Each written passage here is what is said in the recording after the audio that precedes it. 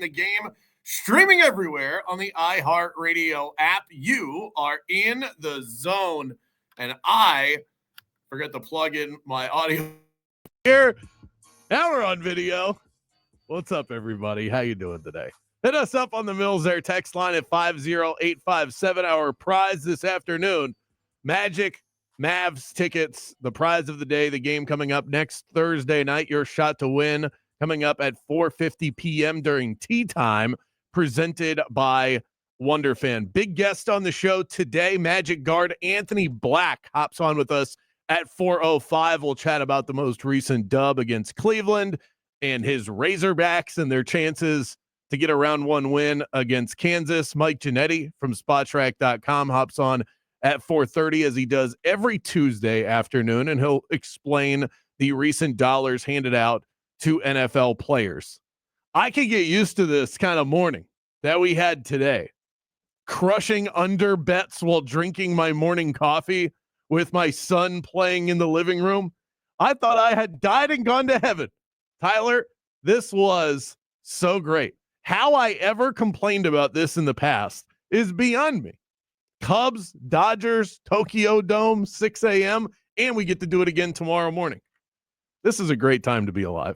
Love it for you, BK. I have the spring break basketball for the kiddos out in Oakland this morning, so a little bit of a hefty drive for me. And I woke up earlier than I have in probably the last couple of months since the last summer break camp for the kiddos, and I still didn't catch any of this game. Did catch some of the bridge and Mike Bianchi and Mark Daniels this morning, so that's something I don't get to do often, but I still wasn't able to check out the Tokyo games. Love that you had a special moment with you and your 5-year-old son. He showed some interest. I'm sure he was locked in checking out Shohei Ohtani's game. I'm sure that jersey will be in the mail by the 8th birthday. I love it for you. It's good to have baseball back on the TV. I'm not quite at the point where I'm full go, ready to go on the baseball season. We need to get through the first couple rounds of the March Madness tournament. But it's I'm ready. I'm getting close to being ready for that time of year. So I'm somebody that I wish that I was the kind of baseball fan that could get into spring training, because I envy those baseball fans, the ones that are so deep in the weeds. They're actually paying attention when pitchers and catchers report. I will start day one, opening day. That'll be the first baseball game that I watch. Now that happens to be earlier this morning, but in terms of like really getting into it day to day, today was the first day that I even looked to see, because I'm a T-Mobile customer, and if you're a T-Mobile customer, you get the MLB package for free as part of your phone deal. It's one of the reasons I'm a customer with them, is because of that perk. But I haven't checked in on it. I don't know if like at any point that could go away and I might have to reassess some things. So I went into the app, and there was nothing on the T-Mobile app saying, hey, you can check in for the MLB season. So I got a little nervous and I looked it up. It turns out this does still exist, but it doesn't pop up until March 25th. But that is the level of, I wouldn't call myself a bad baseball fan, but that's where if you're someone that pays attention to spring training, you're a level above where I'm at, because those people have already secured the MLB package. I guess I feel less guilty as an Orioles fan that I haven't even really been able to follow my baseball team because they don't offer the freebies until the actual games start. Probably more information than any of you needed, but that's where we're at in terms of spring training. Yeah, I'm looking at some of the prospect guys for the Red Sox. I will not go beyond the Boston Red Sox. You will not catch me checking any other spring training game. Haven't even watched more than an inning of spring training. But I still get the updates, and I still look and see how the prospects are doing, some of the top guys. Some of the Red Sox have some exciting players coming up through the ranks, so I've been checking out in that aspect. But the MLB season doesn't start till opening day, period. And 6 a.m. games, if they count for you, great. I won't knock it. They don't count for me. Well, they count for me because it cashed.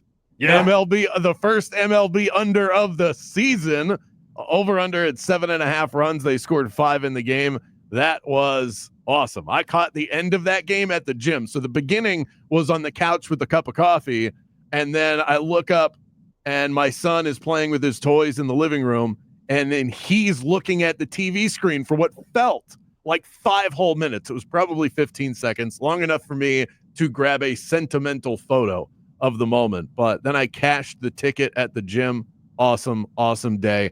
And then Dave Roberts, the manager of the LA Dodgers, says, I don't think I've ever seen Shohei Ohtani that nervous, but it was something that I noticed when he got emotional during the Japanese national anthem.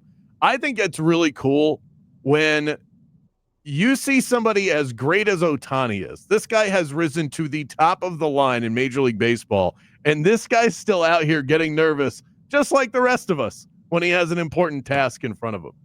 I love seeing stuff like that. It's a super unique experience for all players involved, and especially those Japanese-grown players. For Shohei leading off for the Dodgers and Yoshi Yamamoto taking the mound for LA. I mean, those have to be really cool moments for those guys. So, yeah, at the end of the day, no matter how much money you're making, you're still just one of us. You're still just a dude playing a sport or watching whatever it is at the end of the day. So I'm glad it was such a cool experience. Is this a little bit, and this is the reigning World Series champs that we're talking about. I don't want to compare it to any Jacksonville game that you get in London. Not the most exciting baseball game. A 4-1 final. I mean, it was a baseball game. No home runs in the game. Even Shohei had 2 hits on the day, 5 ABs. Yamamoto went through 5 innings. We could have delivered a little bit more, I think, for these special games. Have a little more fireworks. Well, that's where I think that's what tomorrow morning's all about. Okay. I'm not going to double dip on this. You don't get greedy with the unders. I'm not going to go in because I could see tomorrow, this first game, there were nerves. Even for Ohtani, there were nerves. It's the feeling out process. I'm thinking tomorrow morning they'll get that showcase. I was watching these fans. Every time they pan to the Japanese fans, I thought, man, these are my people. They all just sat there calmly watching the game, taking it all in. No one's on their phones unless they're recording the action. And everybody seems relaxed. Not like here. Everybody's a maniac. Everyone is a maniac. So I think that maybe is part of the reason. It didn't exactly feel like a World Baseball Classic in terms of the energy in the building. But Tyler, Tuesday before the tournament, we got our first 4 games starting tonight. So I think it is time for us to reveal our champions. In any other sporting event, I think you would start with upsets and then work your way to champions. But we're gonna keep those in our back pocket. Our upset reveal is going to come up at 5 o'clock. We're gonna go big dogs or little dogs at 5 p.m. Will the big dogs be barking, and who will they be? That's coming up later, but we're going to zoom in on the Elite Eight and who we expect to be there when we get down to those final couple of weekends. In my South region, I have Auburn taking on Michigan State. In the East, I've got Duke taking on the 7 seed St. Mary's, and then in the West, an upset. St. John's booted by the Red Raiders of Texas Tech, and they'll be taking on the Florida Gators. And then I have the 1 versus the 2 in the Midwest, Houston versus Tennessee. I'll give you the rest of the breakdown, but Sweet Tea, where are you at in terms of your Elite Eight?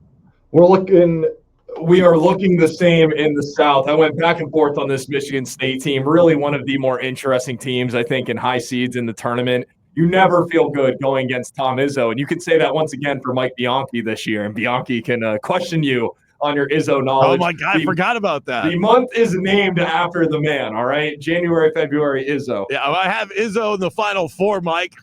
So take that, put that in your pipe and smoke it. I love this Marquette team, just a little too rocky. If it's not Michigan State meeting Auburn in the Elite Eight out of the South, then I think that it is going to be the 7 seed in Marquette. I don't feel confident enough just yet to go to that point. So I'm going to say Michigan State does make it through to face Auburn in the Elite Eight. Over in the West, top 2 seeds once again, Florida, St. John's. I have Missouri making a pretty good run here. Mark Mitchell, the key there, is expected to play in here, a transfer from Duke, the big man for the Tigers. Dennis Gates has turned that program around. They're playing some really good ball. The Johnnies, I can't count them out too early. The offensive struggles will come back to bite them, but not until the Elite Eight against Florida. Gonzaga and Tennessee coming out of the Midwest region. Oh, you get the Zags knocking off the Cougs in the second round. In the second round, so Houston, it's funny.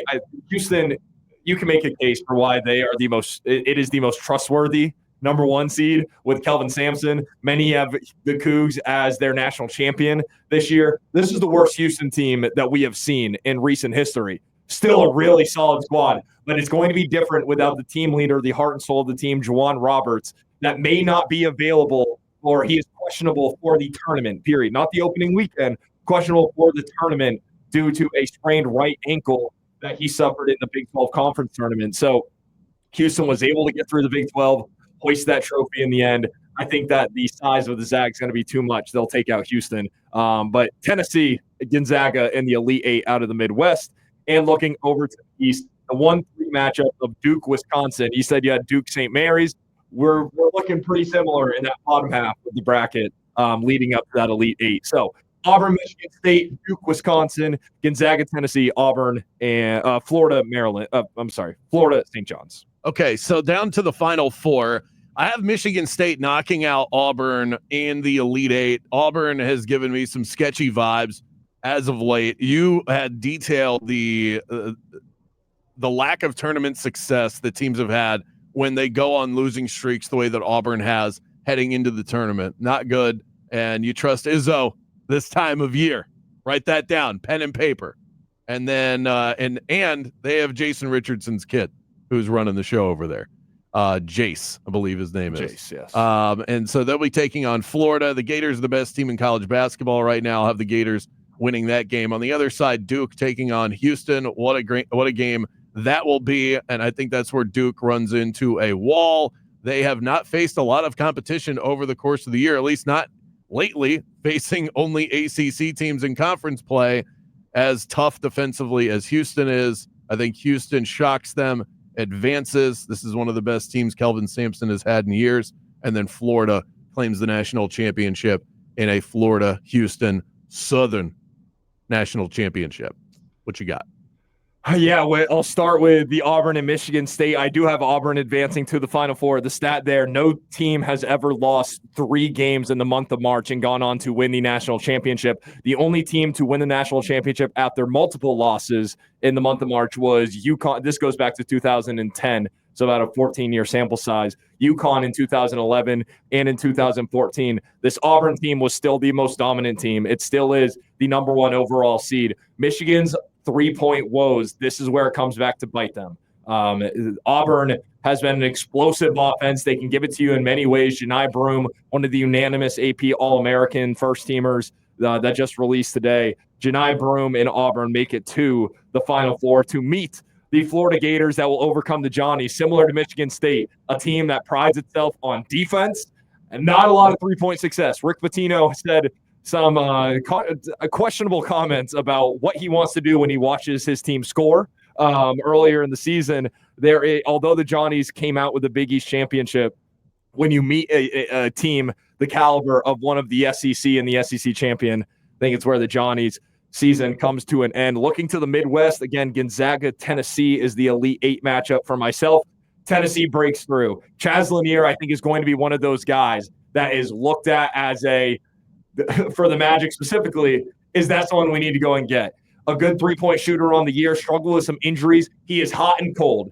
This could very well be a stretch where he heats up, hits 5 threes in 3 straight games, and the Volunteers move on. That's the type of tournament I expect from Chaz Lanier, a very veteran group as well for Tennessee. So I will take Tennessee to go to the Final Four to meet the Duke Blue Devils, who I have advancing to the championship against Florida. Duke and Florida championship will be quite entertaining. So I think you're going to see a lot of those in people's brackets. I was looking at defensive efficiencies because if you're going to make it this far and get to the Final Four, win a championship, you have to be one of the best teams in college basketball defensively. Florida is second in defensive efficiency in college basketball. The only team in college hoops that's better is Tennessee. However, Florida went 3-1 against Tennessee, so perhaps that's not a matchup that the Volunteers want to see. But let us know what you think. 50857. Who you got? What's your Final Four? Recap. I've got Michigan, Florida, Duke, Houston. Your Final Four, Sweet Tea. Auburn, Florida, Duke, Tennessee. 3 1s and a 2. A little chalky over here on In the Zone, but it feels like it's going to be that kind of tournament. Up next, our first 3 things. We're getting this out of the way early with Anthony Black set to join the show at 5:05. Deion Sanders trying to save spring games one coach at a time. That coming up next on In the Zone. Want to sound off? Sound off like you